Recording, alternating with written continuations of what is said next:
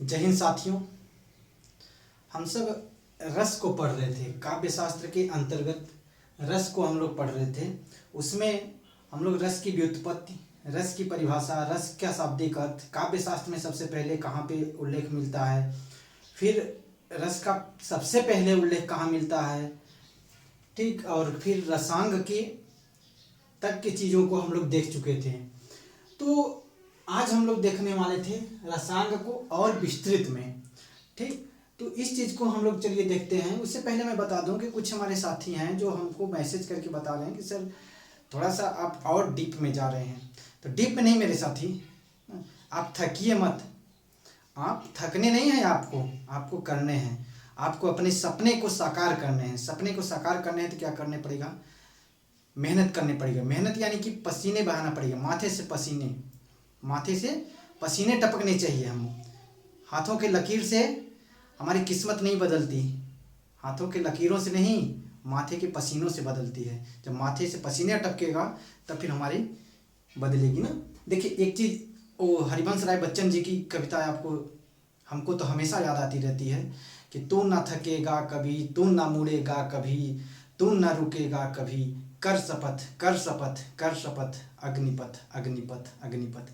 ये वाली कविता ना मुझे बहुत ही अच्छी लगती है।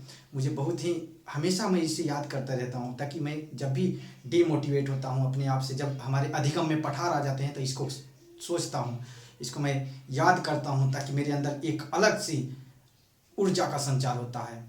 ठीक है, तो आप सब भी थकने नहीं हैं, हमको थकने नहीं, हमको करने हैं, अच्छे चीज़ करने हैं, हमको अपने सपने को साकार करने हैं। ओके डियर, तो चलिए हम लोग इस चीज़ को स्टार्ट करते हैं। आप अब ऐसा कमेंट नहीं करेंगे, आप मुझे फ़ोन करके भी नहीं बताइएगा, ठीक।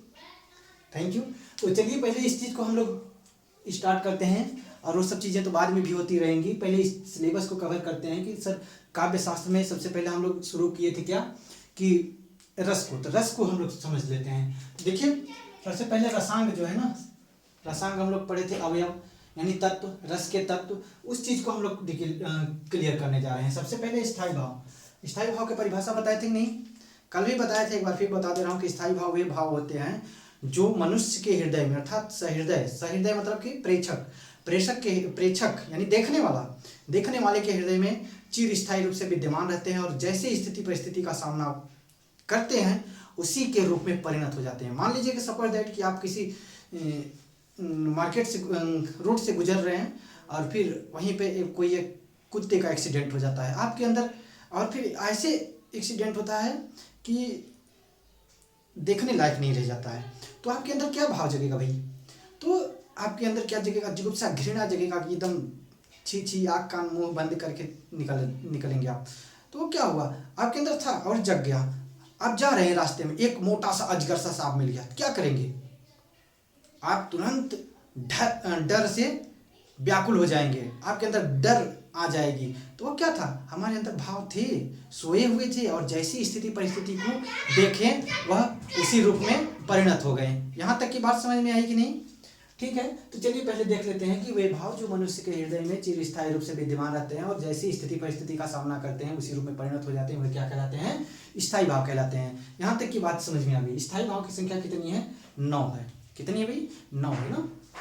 चलिए तो देख लेते हैं कौन कौन सी है। रति है, हास है, शोक है, उत्साह है, क्रोध है, विस्मय है, भय है, जुगुप्सा है। यहाँ तक की बात को भरत मुनि ने माना था। कौन माना था? भरत मुनि ने यहीं तक की बात को माना था ना। और इसको उद्भट नामक एक विद्वान हुए हमारे काव्य शास्त्र में, उन्होंने एक और को मान लिया, किसको? सम निर्वेद को, ठीक, जिस शांत रस का स्थायी भाव। तो इतने हैं। अब देखिए रति क्या होता है सर, तो मैं बता दूं कि जब जो नायक और नायिका का प्रेम या फिर बिछुड़न, वही क्या है? रति है। जैसे रामचंद्र जी का मिलन, सीता का मिलन, वहाँ पे क्या है? रति है, प्रेम है, ठीक। वहाँ पे बिछुड़न भी है, रामचंद्र जी बिछुड़ गए थे, जब पंचवटी गए तो पंचवटी में वो बिछुड़ गए थे, वहाँ पे क्या है भाई? वहाँ पर भी रत है, लेकिन वियोग है, था दुख का है, ठीक। हास्य कब होता है भाई? एक एक चीज़ को हम लोग क्लियर करते हैं। हास्य मतलब जब इस आप जैसे आप अभी घर में बैठे हो, आप जैसे ही रोड पे निकले तो एक ऐसे व्यक्ति को आपने देखा कि उसने पैंट को ऊपर पहन रखा है, क्या चीज़ कि पैंट को ऊपर शर्ट को नीचे, तो आपके अंदर क्या भाव जगेगा सर? तो आपके अंदर जगेगा कि नहीं, और यार गजब का आदमी है, वह क्या हंसने का भाव जगेगा ना। सो जब किसी प्रिय वस्तु का नाश हो जाता है तो वहाँ पे क्या कौन सा भाव जगता है? शोक। अर्थात देखिए यहाँ पर भी तो वियोग में भी थोड़ा सा दुख होता है, यहाँ पर भी दुख होता है, लेकिन वियोग में मिलने की आशा रहते हैं, बट शोक में जब करुण रस आ जाता है तो वहाँ आशा टूट जाती है, कोई आशा ही नहीं रह जाती है कि फिर हम उससे, उस व्यक्ति से या फिर उस सामान से फिर रूबरू हो पाऊंगा या फिर मिल पाऊंगा। ये चीज़ें होती हैं। उत्साह किसी कार्य के करने के प्रति लगन, वही उत्साह है। यानी कि जैसे आपका एग्जाम आ गया है तो आप 1-1 बजे रात तक, 2-2 बजे रात तक आप खूब पढ़ेंगे, तो आपके अंदर क्या है? उत्साह है, आपके अंदर उत्साह है। तो वही क्या है भाई? उत्साह। क्रोध जब किसी गुरुजन, किसी सम्मानित व्यक्ति का जब कोई अपमान कर देता है, ठीक, जब कोई अपमान कर देता है तो उस कंडीशन में जो भाव जगते हैं उसी को क्या बोलते हैं? क्रोध जगते हैं, क्रोध बोलते हैं, ठीक। और विस्मय क्या होता है कि जब विस्मय को आश्चर्य भी बोलते हैं, विस्मय को आश्चर्य भी बोलते हैं। ओके डियर, देखिए विस्मय, इस लौकिक जगत से परे चीज को देख लेना। अब आप देखिएगा कि आप जा रहे हैं, रास्ते में जा रहे हैं तो आपको एक बड़ा सा फूल दिखाई दिया है रास्ते के किनारे, इतना बड़ा सा फूला खिला हुआ है, आपने देखा उसे, वो कहेंगे ओ माय गॉड, कहेंगे ना, तो कहेंगे कि ओ माय गॉड, गजब का फूल, इतना बड़ा कभी देखे नहीं है। तो वह क्या होगा? विस्मय अर्थात आश्चर्यचकित हो जाना, वह हमारे अंदर भाव जगता है। तो वह क्या है? विस्मय है। भय क्या आइडिया? देखिए भय है कि वे भाव जब ना हम कहीं भी कोई अलौकिक चीज़ें देख लेते हैं जो हमको, हमारे अंदर डर लगने लगती हैं, ठीक, तो वह क्या है? भय है। जुगुप्सा, जब हम कोई ऐसी बेकार सी चीज़ देख लेते हैं जो हमारे स्वेच्छा के अनुकूल नहीं है, हमारे स्वभाव के अनुकूल नहीं है, तो वहाँ पे क्या होता है? जुगुप्सा अर्थात घृणा होता है, ठीक। जैसे कि आप अभी जा रहे हो, कोई एक, अभी बताया हूँ कि कुत्ता मर गया है और उसकी आँख कान को कौवा खींच करके खा रहा है, आपके अंदर कौन सा भाव जगेगा डियर? तो आप बोलिएगा कि सर घृणा जगेगा, और आँख कान बंद करके वहाँ से निकलने का जल्दी से प्रयास कीजिएगा, आप यही ना कीजिएगा। तो वही क्या है? जुगुप्सा है। निर्वेद या श्रम, देखिए ये जो है ना, इसको जब आप बांटेंगे, निर प्लस वेद, निर का मतलब होता है रहित और वेद का मतलब होता है ज्ञान। जब ज्ञान से रहित हो जाना, अर्थात जब इस सांसारिक मोह माया के बंधन से हम लोग मुक्ति पाने के लिए सोचने लगते हैं, बिल्कुल हम लोग इस यहाँ की लौकिक जगत से परे हो जाते हैं, तो वहीं पे क्या होता है? निर्वेद होता है, ठीक। कबीरदास की अधिकांशतः मैक्सिमम जो दोहे हैं, जो कविताएं हैं, वह कहाँ है? निर्वेद में है। ओके, तो चलिए यहाँ तक की बात समझ में आ गई कि क्या होता है रति, हास, शोक, उत्साह, क्रोध, विस्मय, भय, जुगुप्सा, निर्वेद, ये सब चीजें ना। शम का मतलब होता है समन कर देना, अर्थात हमारी जो ज्ञानेंद्रियां हैं उनकी चाहत होती है, कुछ चीज़ों को उनकी एक्सेप्ट, मतलब कि वो लोग चाहते हैं, हमारी ज्ञानेंद्रियां चाहती हैं कि नहीं, हम कुछ चीज़ें हमारे पास आएँ, लेकिन हम लोग ज्ञानेंद्रियों पर काबू पा जाना ही क्या है? सम है, ठीक। तो चलिए आते हैं विभाव। विभाव क्या होते हैं? विभाव वे भाव होते हैं जो कि स्थायी भाव को जगाने का काम करते हैं विशेष तरीके से। तो देखिए कौन कौन से हैं स्थायी भाव को जगाने का काम कौन करते हैं? आलंबन क्या है डियर? देखिए सबसे पहले जो भाव को जगाए, हमारे अंदर कोई भी भाव नहीं जगा था, हमारे अंदर कोई भी भाव नहीं जगा है, लेकिन जैसे ही हम एक दरवाजा खोलेंगे तो हमारे अंदर क्या, एक सांप देख लिए, मान लीजिए दरवाजे के सामने हमने एक सांप देख लिया, तुरंत हमारे अंदर क्या जगा?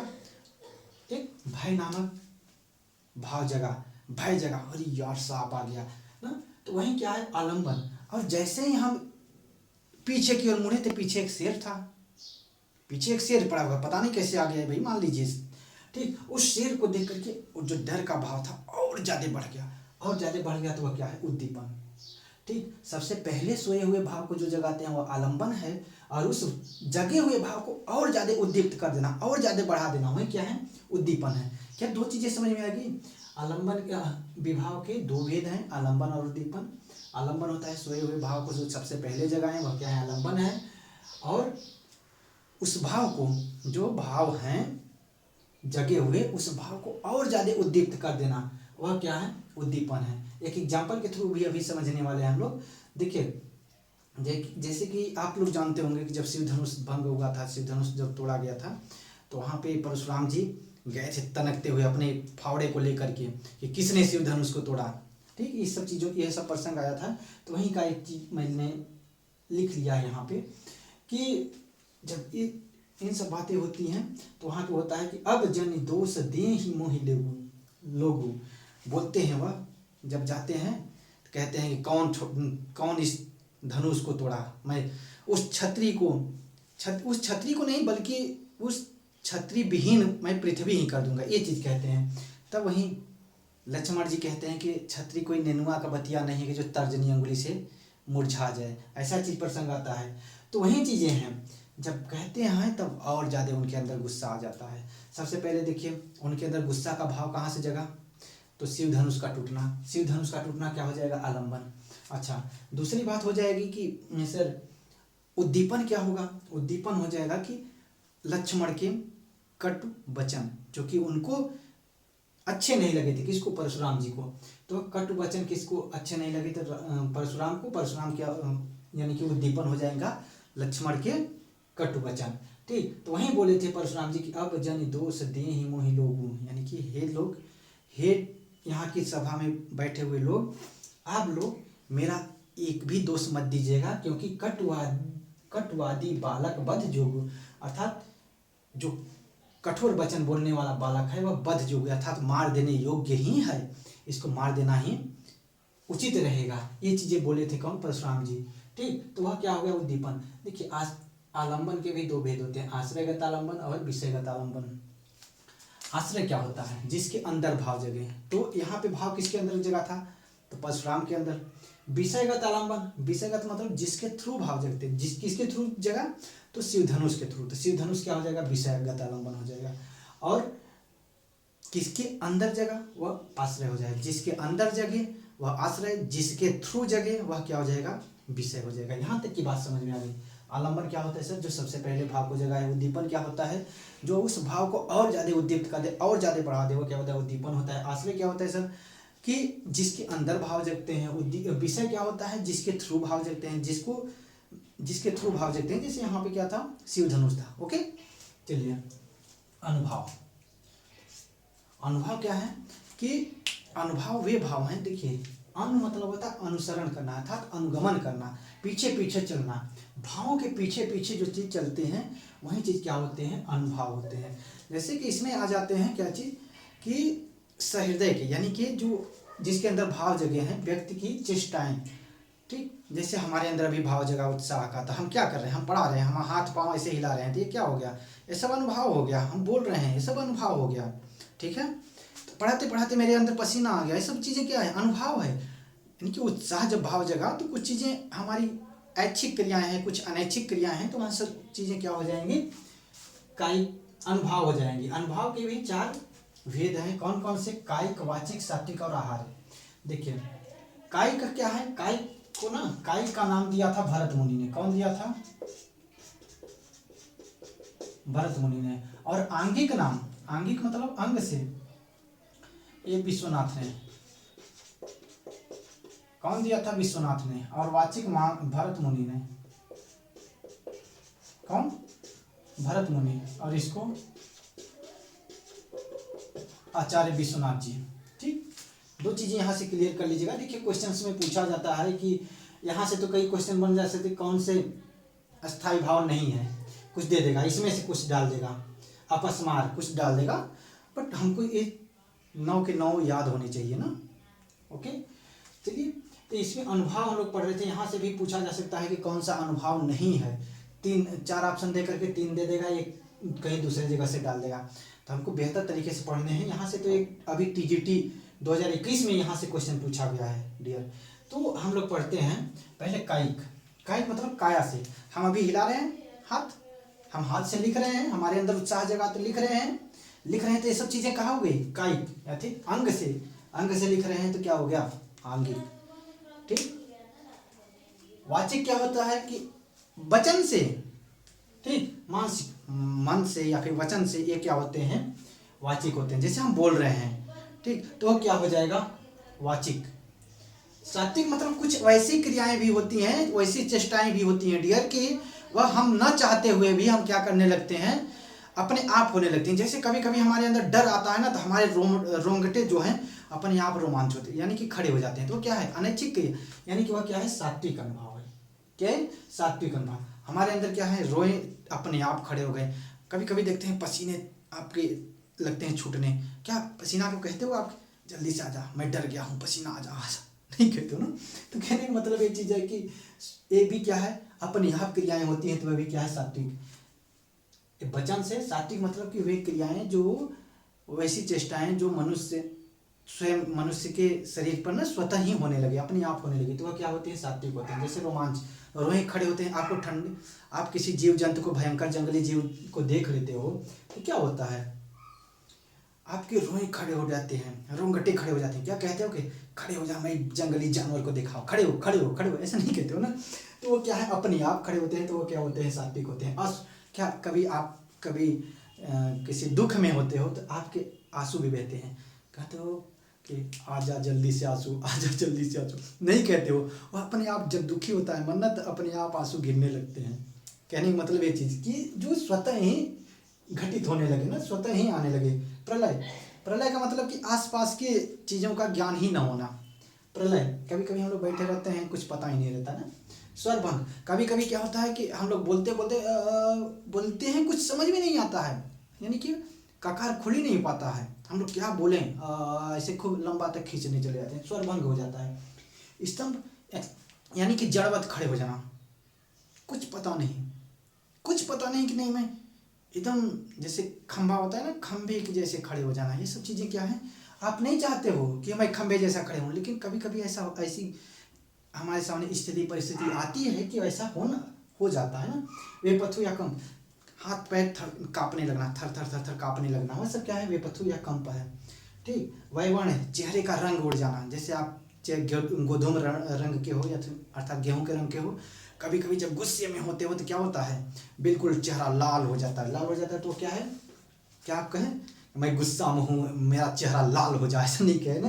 तो वह क्या है, वैवर्ण, यानी कि चेहरे का रंग बदल जाना, रंग उड़ जाना, ये सब क्या हो जाएगा, सात्विक में। आहार में जो बनावटी वेशभूषा होती है, जैसे कि रामचंद्र जी पहले एक नेता थे, और उस चीज़ को अभिनेता लोग क्या करते हैं, उसी चीज़ को रोल प्ले करते हैं, तो वह क्या होते हैं, आहार होते हैं। रामचंद्र जी बनते हैं, धनुष लेते हैं, वह सब क्या होता है, बनावटी वेशभूषा क्या होते हैं, आहार में आते हैं। ओके, जैसे आप क्या होते हो कि जबरदस्ती कभी मूर्छित हो जाते हो दिखाने के लिए, किसी को दिखाने के लिए, जबकि वो रियल में नहीं है, तो कभी दिखाने के लिए वो सब चीज़ें बनावटी वेशभूषा क्या होते हैं, आहार अनुभव होते हैं। ठीक, क्या यहाँ तक की बात समझ में आई? इस चीज़ को अब देख लेते हैं। अब जन दोष देहि मोहि लोगु, कटुवादी बालक वध जोगु। अब बताइए, जब यहाँ पे ना परशुराम जी आए थे, जब यहाँ पे परशुराम जी आए हैं तो उनके अंदर क्रोध जगा था। ठीक, क्रोध जगा था, और लक्ष्मण जी वहाँ पे बैठे हुए थे, तो लोग बोल रहे हैं कि नहीं, ये तर्जनी, लक्ष्मण जी बोले कि तर्जनी अंगुली देख करके डरने वाले हम लोग नहीं हैं। तब उनके अंदर क्या जगा, क्रोध जगा। तो वो क्या हुए,